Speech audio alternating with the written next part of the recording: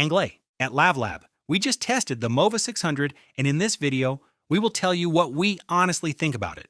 And if this product interests you, know that we have put a link with its best price just below this video. This robot lawnmower measures 64 by 42 by 28 centimeters for a weight of 10 kilograms, which is lighter and more compact than average. Under its structure, there are two main drive wheels, two front wheels, the cutting disc, and the battery compartment. There are 3 blades and they cover a width of 20 centimeters. On the top, it is first the large stop button that catches the eye. It allows stopping the robot in an emergency if needed.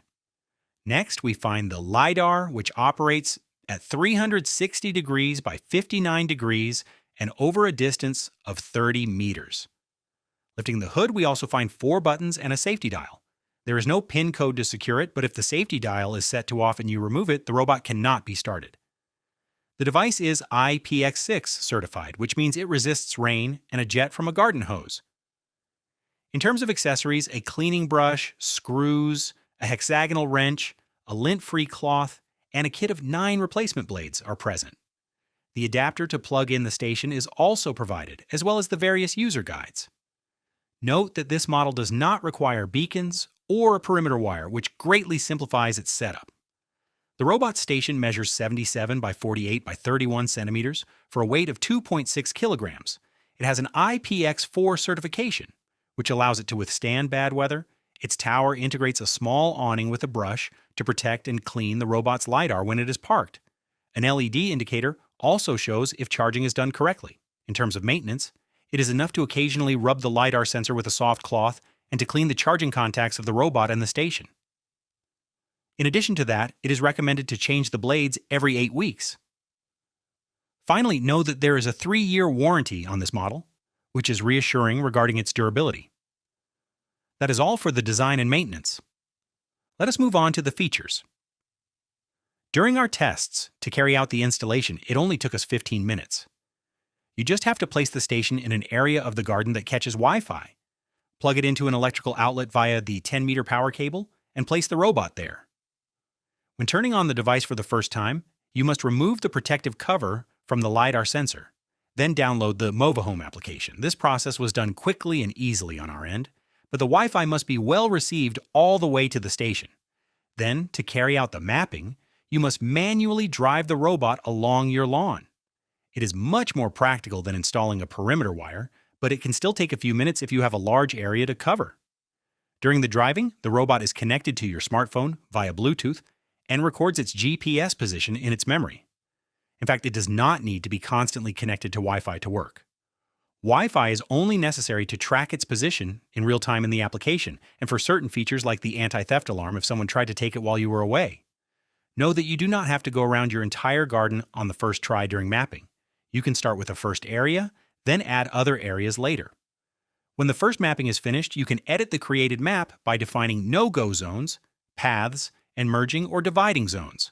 The robot can then be set according to 5 mowing modes: the whole area, only the edges, a specific area when you have saved several areas, a location, and manually.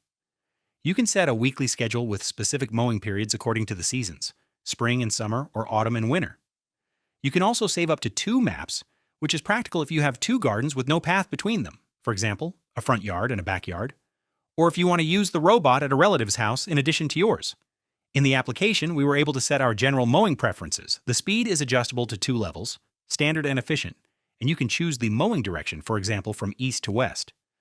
The cutting height is adjustable between 2 and 6 centimeters in increments of 0.5 centimeters via a dial present on the robot.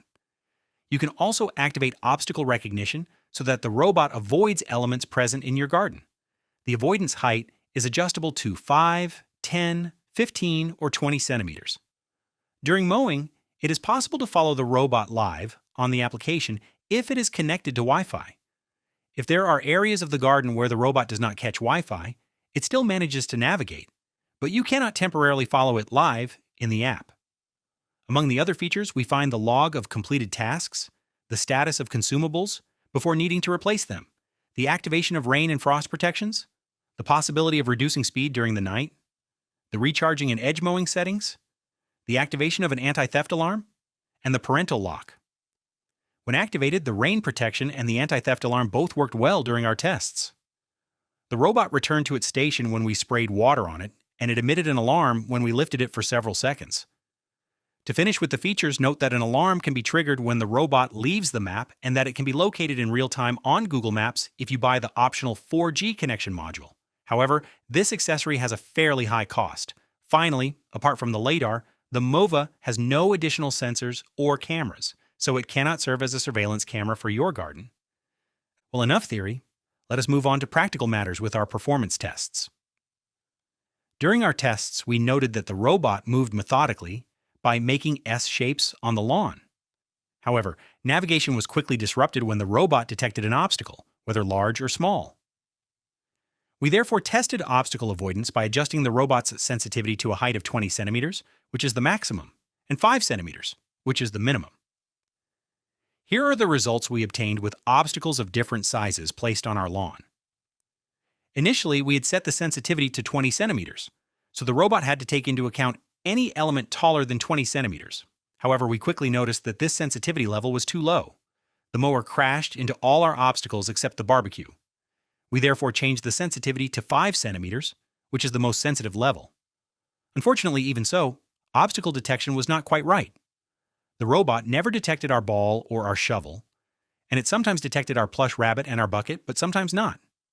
The only obstacles that were detected every time were a human foot and our barbecue. In short, obstacle detection is not functional at all right now, so you have to be very careful if you have young children or pets. Let us hope that future software updates will improve this. Further into our test with the 5 centimeter sensitivity, we also noticed that the robot mistook tufts of tall grass for obstacles, avoiding certain parts of the lawn. By switching back to a sensitivity of 20 centimeters, the robot moved much more smoothly and quickly. In short, a balance needs to be found regarding sensitivity. And generally speaking, we advise against running this robot at night in order to protect local wildlife. According to Mova, the device is capable of climbing slopes of 45%, which is 24 degrees. During our tests, we did indeed manage to make it climb a slope of this inclination, even though we tested the Mova 600, which does not have the all-terrain wheels of the Mova 1000. It is therefore a nice surprise on this side. In our land layout, we have 2 mowing zones, a main first one that is very full and quite simple, and a more complex second one in which we have different raised garden beds. During our test of this mower, we first created the first mowing zone, and when we wanted to add the second zone to the map, only a part of this second zone was manageable by the robot, the one at the back of the garden beds. In fact, the paths between our beds are too narrow for the robot to be willing to mow there. It is a problem we have had with all the other models we have tested so far. Despite everything, the app allowed us to create a second zone at the back of the garden, where there are about 3 square meters of grass. However, since the app considers the path leading to this zone not wide enough to be mowed, it is as if the space between the 2 zones was regular soil or concrete.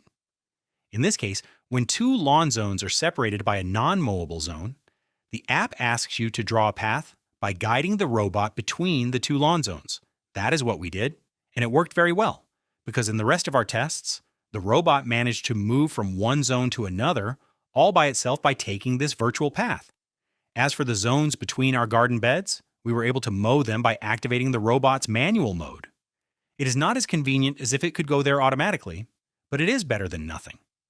The manual mode is actually quite responsive. The robot moves forward and backward quickly, but it is slow when it comes to turning. Regarding cutting performance, the first mowing was a bit laborious, but it is true that our grass was longer than the recommended maximum of 10 centimeters. This cut from more than 10 centimeters high down to 6 centimeters, therefore requires more than one pass to be completely even. Our second mowing test, cutting the grass height from 6 to 2 centimeters, was not perfect either. After one pass, you have to plan for at least 2 runs by the robot to get a very uniform length. Nevertheless, we were generally satisfied, especially considering the low price of this model. Regarding its speed during our test, the Mova 600 mowed at an average speed of 1 square meter per minute with the standard mode. To finish with performance, we want to emphasize that this model is particularly discreet. Our sound level meter only detected 50 to 60 decibels when it was cutting grass, and when it was moving without cutting grass, it made almost no noise. Finally, let us end this test by evaluating the battery life. The Mova 600 has a small battery of 2,500 milliamp hours, which theoretically allows it to cover up to 600 square meters in 24 hours with the standard mode, or 1,000 square meters in 24 hours with the efficiency mode. It returns to its station when its battery is low and can resume its task when it is charged again. The full charge time is indicated at 90 minutes for the Mova, 640 minutes for the Mova 1000, which has fast charging. The 600's charging is quite slow, but in practice this is not a problem if your land is less than 600 square meters. If your garden is closer to 1,000 square meters, it is preferable to opt for the Mova 1000 instead. And that is it for our test results.